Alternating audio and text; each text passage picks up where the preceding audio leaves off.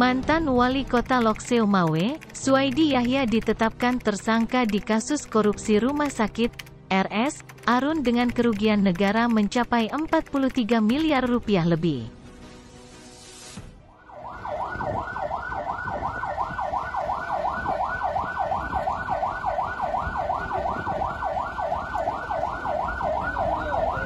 Suaidi ditetapkan tersangka usai menjalani pemeriksaan sebagai saksi di kasus tersebut, sekira 4 jam lebih, yang dimulai pukul 10 waktu Indonesia Barat, Senin pagi.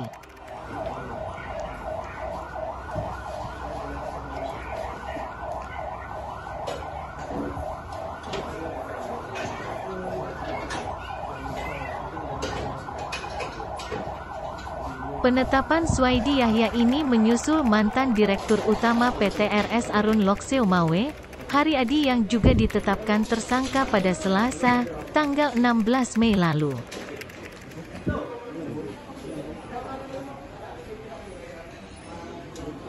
Lega Pak, aduh, boleh. Mas, aku perlu masuk Pak.